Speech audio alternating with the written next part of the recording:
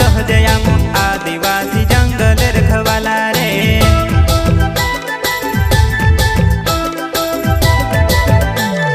चल जंगल जमीन काजे पूजे रे आदिवासी दुनिया ने रखवाला रे।